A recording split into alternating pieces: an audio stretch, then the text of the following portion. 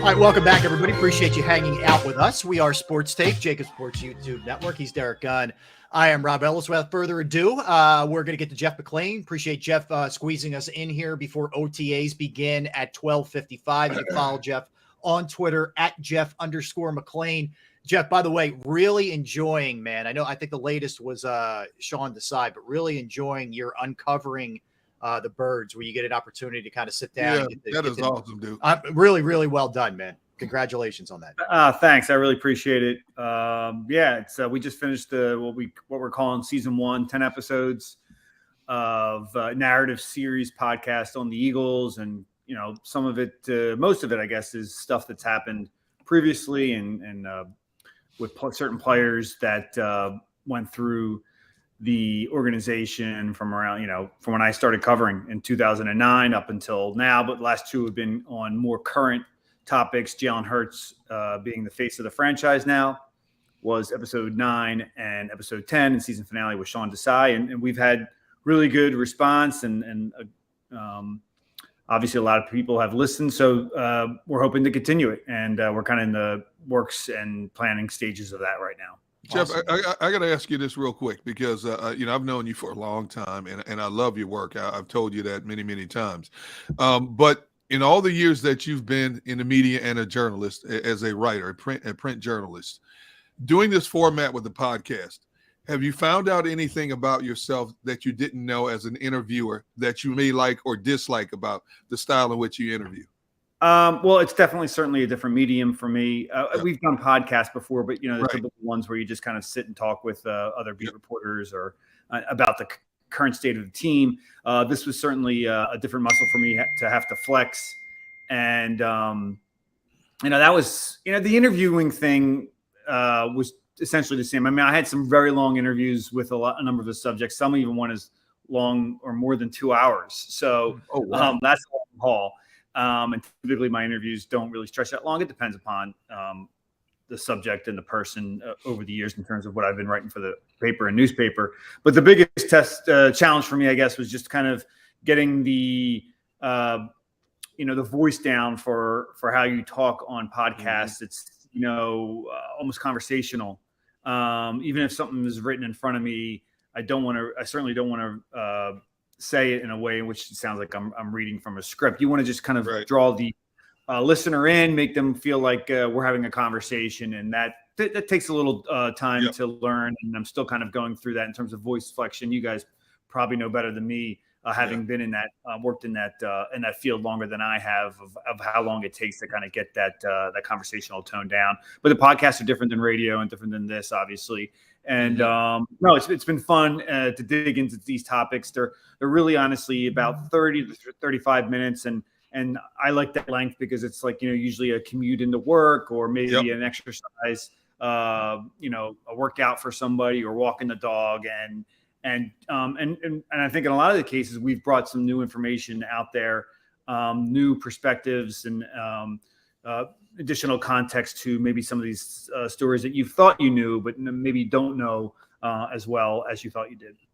Jeff, Chris asks, and I just so everybody who hasn't had the chance to hear it yet, where can she listen to this? She said she can't find it on YouTube, but where can people either download or be able to access it? We're not up yet on YouTube. I think that's in the works. But in terms of anywhere you get your podcasts, Apple, Spotify, we have the links on our page, this is in partnership with KYW News Radio, so you can go there as well and get it. Cool. But anywhere you get your podcasts. Okay.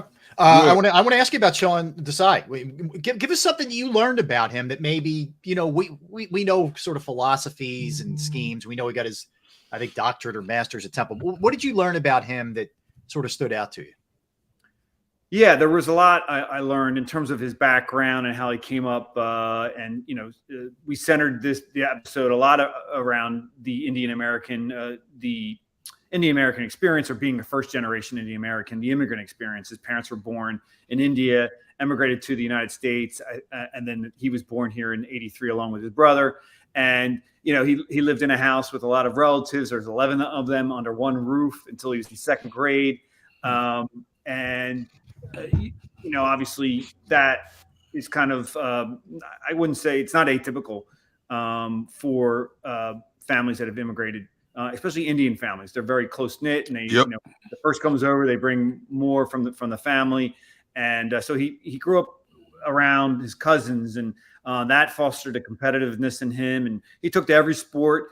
Football he loved. It took him a little while because his parents were a little resistant to that because of its contact and the violence. Eventually played freshman year of high school, breaks his ankle, and his parents are like, all right, that's it, you're done.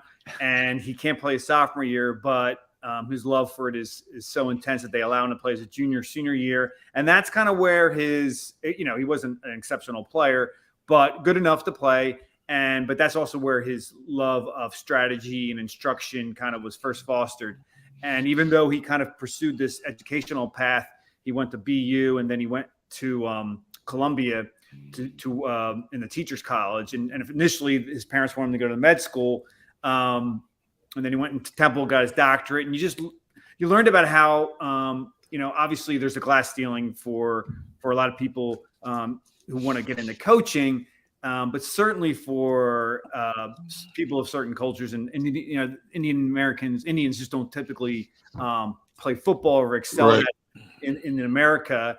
And, for him to kind of go from a non-traditional football background to coaching took a lot of hard work. I mean, just you hear the stories from people who've worked with him.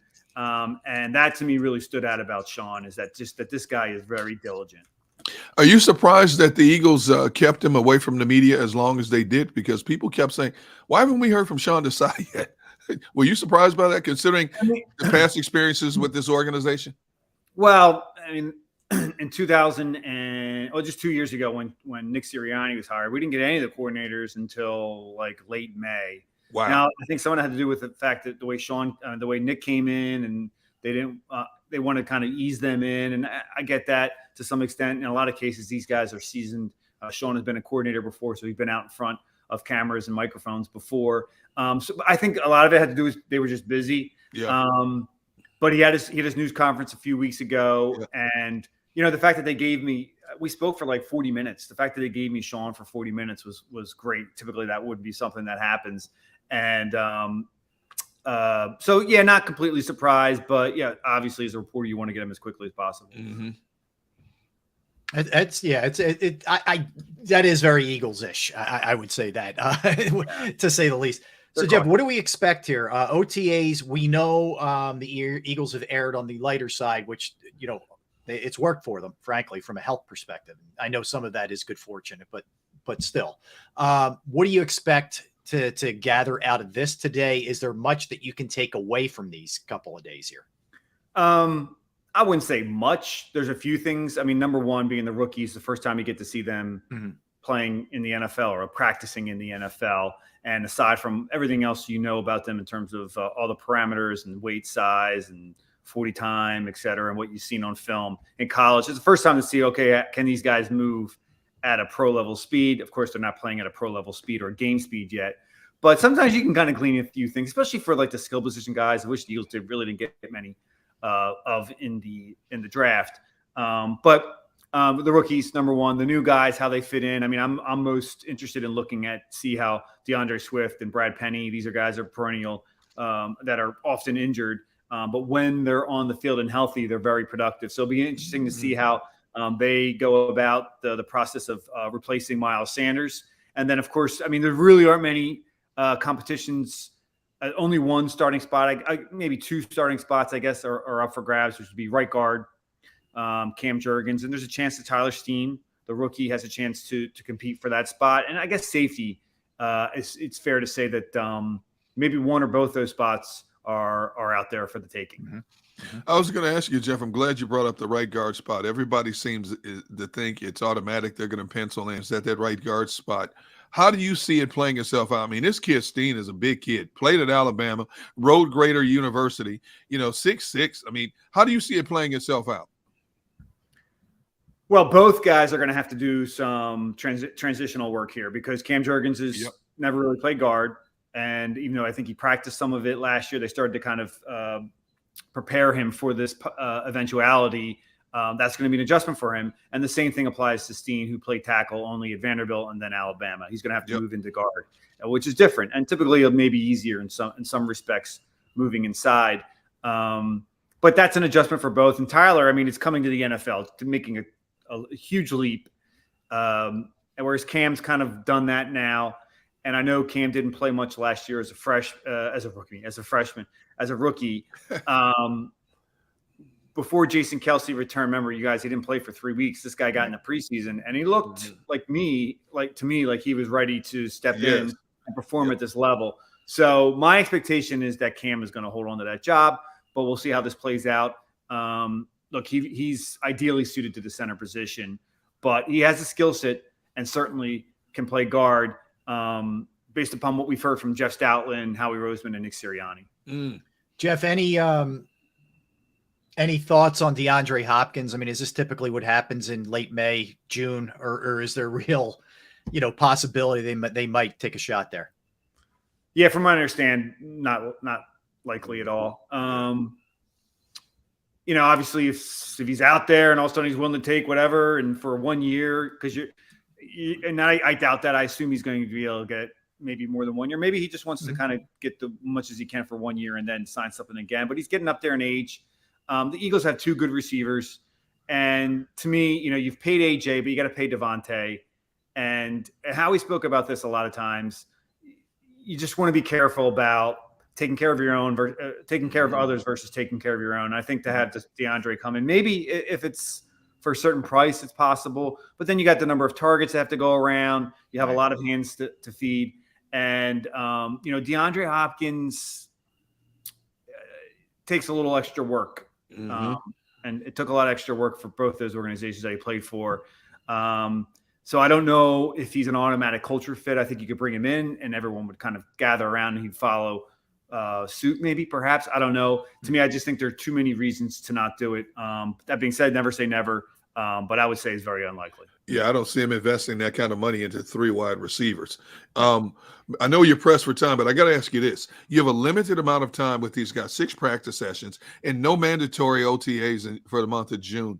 So what do you do in the month of June? I mean, how creative do you have to be to get through the month of June? Well, I mean, these guys are professionals. They handle their own business. No, I meant you in terms of writing. Oh, me? Yeah, you. I have one thing lined up, and then I take off on the 12th, and then I pretty much I get an extended period. Oh, nice. In summer, the NFL shuts down. I mean, typically, we just normally have one extra week, so we have one less week of work, and I have some stuff to do before and plus we're going to try and figure out the podcast stuff. I got some stuff to prepare for training camp, and then I'm gone. And then training camp starts, before you even know it. And, the older I get, the quicker the break always seems to go. So Rob, translation, don't try to call Jeff in June or July. I know what he was doing. It was a subliminal way of leaving it. I'll call you. I know how Jeff. I can jump in every now and then. Hey, Gunnar, real quick. I don't know how much you got to listen to podcasts, but there's a great part in one of them where we have you on audio asking a question, and it's just it's classic Gunnar. Classic Gunnar. Do I get paid for this? Look at you, Gunnar. The question was to Riley Cooper. Wow. I know what question. It's on the Carrie Williams episode. Yeah, if you want to listen. Let me guess. The question was, how do you let that word come out of your mouth when 70% of your teammates is African American? Was that the one? That's the one. There you go. Now, people still ask me about that. D-Gun, I can't believe you asked that. So why? It's a valid question. It is. You're in the locker room. 70% of the workforce is African American. You played a sport with most of your teammates are African American. How do you let that word come out of your mouth? Yeah. Yes, it was perfectly handled, obviously, by you. Always a pro, and some insight into what happened on behind the scenes in that episode. If you guys are interested, or anybody who's listening is interested. Nice. Yes, I got to listen to that one. I missed that one. The Carrie Williams episode, Jeff. Oh yeah. Yep. Okay. Oh yeah. He was right in the middle of it. We'll check it out. All right, Jeff. Appreciate it, man. We know, guys, you got to roll. Have a great day, dude. All right, man. You got it. Thanks. That's Jeff McLane, Philadelphia. Gunnar, I remember just speaking of that. So I was down there in a capacity as a sports reporter for CBS 3 at the time. Okay. I had left Comcast Sportsnet. Right. So you're down there. Everybody was down there. It was weird. It was like a Monday. I can't remember. It was like a Monday or a Tuesday night. and I think it was a Monday night because this broke over the weekend, I believe, with the video and, It did. the whole, yeah, the he was night. at a concert. concert. Yep. Yeah. Country music concert. Yep. So we're all outside of the NovaCare complex, Yep. sort of like there's a main entrance and Yep. then there's like a player, and we're all set up right in the middle. Yep. And we're all just sort of standing around for somebody to come out and meet with us and all this other stuff. And it was such a weird atmosphere. Like it was, I will just tell you this. He was very fortunate. Riley Cooper, not Bradley Cooper. Riley Cooper was very fortunate the way Michael Vick handled things. He really showed forgiveness for him. He could have really, it could have been hideous for Riley Cooper. He is very and it wasn't just Michael Vick. It was other teammates who handled themselves, quite frankly, a lot better than I would have considering the circumstances, but he got a lot of grace from teammates. I will tell you that. I will tell you this also. Michael Vick was very uncomfortable being put in that position. He was asked by the organization to stabilize things. And Michael Vick's like, what do you want me to do with this, right? But because of what Michael Vick had gone through, and because Michael Vick was still a lightning rod, you know, when he got to the Eagles, people were still in the locker room. Players were still in awe of Michael Vick. You know, I always tease Michael and I say, man, you were like, I used to refer to him as video game Michael Vick, man, because the stuff he did on the football field was simply, it was sick. The way he could just take off and run as strong as he was. He could throw a football 80 yards flat-footed. You know, standing flat-footed, he could throw a football. That's how strong that left arm was. Yeah. So Michael Vick was put in a very unenviable situation. There were a lot of teammates that did not want Riley Cooper back in that locker room. Yeah, and I think that, you know, and correct me if I'm wrong, because sometimes this stuff all kind of goes together, but didn't Chip that offseason give him an extension too? The following season. It was the following right. season. I'm saying after that year, after all that I think it was a 5-year, $25 million extension. What are you doing? Yeah, exactly. I mean, after all that.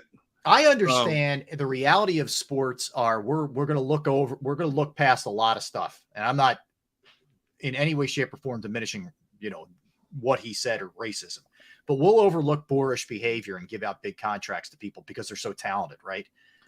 Cooper was not worth the aggravation of that.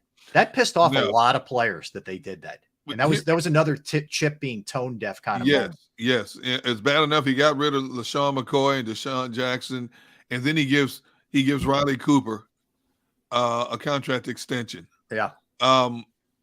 Here's the thing I will say about Riley Cooper, and I am not in any way, shape, or form defending him, but where Riley Cooper grew up, he hung out with mostly black athletes. And, of course, you know, that word has been such a lightning rod because it's been so prominent in a lot of rap lyrics and stuff like that. And when Riley Cooper was in the locker room, he hung out with the guys that, you know, when the word was spoken, Riley Cooper was just one of the boys. Yeah. But Riley Cooper had one too many drinks on the wrong day and just said the word the wrong time in front of a camera. The fact that somebody had a camera on him going off, that just lit it up more so. And people say, Degon, I'm so glad you asked that question, but man, I would have been afraid to ask it the way you asked the question. Well, I wasn't afraid. You know me, I'm never afraid to ask any question, first of all. But I had a great relationship with Riley. Yeah. And even after I asked that question, because when I asked that question, if you remember, everybody was silent when I said, how do you let that word come out of your mouth when over 70% of your coworkers and workforce are African-American? Yep. Yeah, there was a pause after you said it. Everybody was kind of like... It went definitely silent, and all of a sudden, the mics moved in closer to Riley. We were all in there. Yep. They got his comment. And afterwards, Riley and I had a great conversation. I said, dude, I hate to have to ask you a question. He goes, no, D-Gun. He said, you did your job.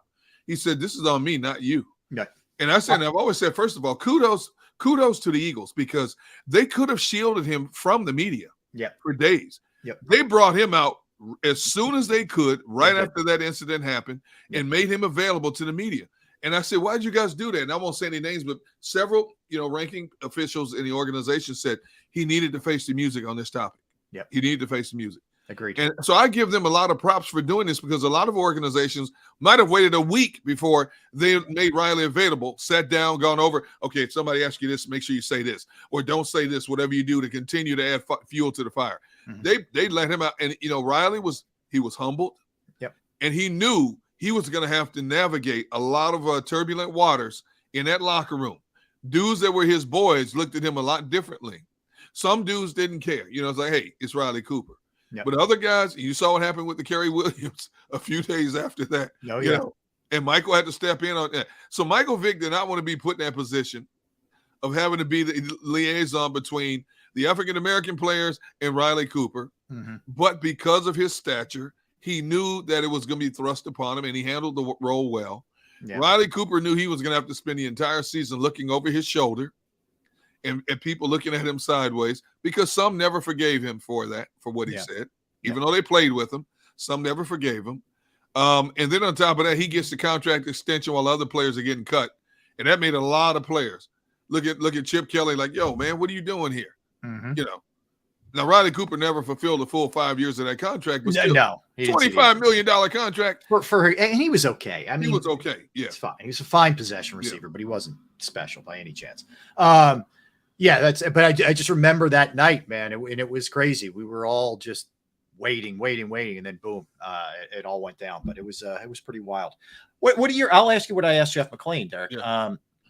Your expectations here from these OTAs. I mean, I agree with what Jeff said. I just want to see, frankly, like Nolan Smith out there. I want to see Jalen Carter out there. I want to see some of these guys, Sidney Brown, et cetera. I just want to see how they're working them in, in terms of reps. I don't know how any of that's going to work. There's not much. There's not much to glean from it, but basically these are glorified walkthroughs. That's all they are. Guys are out there just running, getting loose, going over different plays and scenarios. There's not a lot of extraneous stuff going on in these. You really can't do a whole lot in 6 days. And like Jeff said, basically it's just the players getting acclimated to their new teammates, whether you're a rookie or a new veteran being brought in, going over terminology, getting a better understanding of positioning and where you're supposed to be. And then that's it. And then you're off until training camp. Guys will practice on their own, work out on their own. Some will be at the NovaCare complex doing individual things in their own weight room, things like that. Many others will have their own personal trainers as well. So it's basically an introduction to each other, right?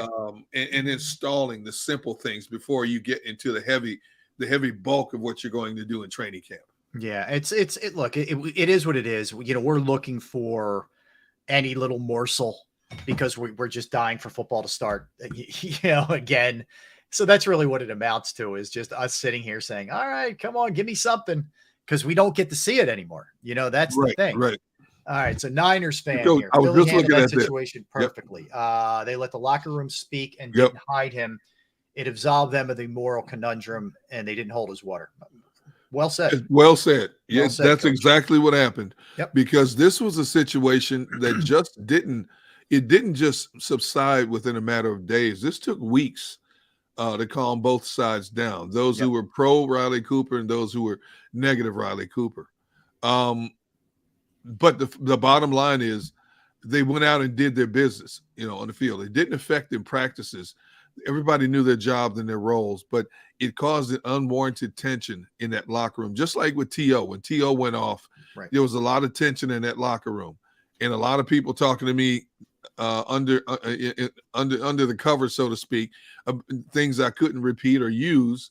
But this was similar to that. This was more volatile, obviously, because the nature of the situation than the T.O. situation. But the organization handled this as well as they could, and I'll always give them kudos for that, because I've covered this game a long time, Rob, and not just football, but in other sports. And the first thing organizations want to do is, okay, let's shield the individual from the media for as long as we can, until it subsides a little bit, until we've had thorough discussions with the individual in terms of what to say and what not to say. Mm-hmm. Nope. They made Riley Cooper face the music as soon as they could to get this out there in the open. Yeah, no question. And look, I didn't want to sit there and revisit this and the whole thing, but I just wanted to kind of just point out, A, you did a great job, and B, it was one of crazier nights. It was a weird night, to say the least. All right, here's what we're going to do. We're going to pick up the football stuff in a little bit here, Derek, but when we come back, Keith Pompey from the Philadelphia Inquirer is going to join us. They're going to be introducing Nick Nurse a little bit later today. Sixers put a statement out too on the hiring, so we'll read that when we come back. Yep. But get Keith's thoughts on Nurse, and he's been pretty steadfast on the James Harden stuff. He thinks Harden's heading back to Houston, so we'll talk to him about that. Interesting as well. Yeah, I mean he's been saying all along he didn't think it was Houston just using them as leverage to get a higher number out of the Sixers. So we'll talk to Keith about that as well. So we got a lot in store for you. Don't go anywhere. He's Derek Gunn.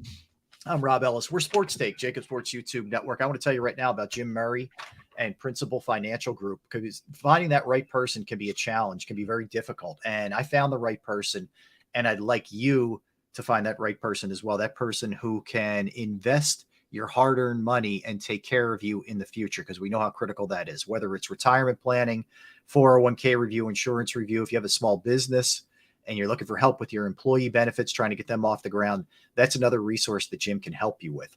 I personally have entrusted my IRA, my 401k rollovers with Jim, and I couldn't be any happier. So will you. Give him a call now, 610-996-4751, 610-996-4751. You can also email him as well.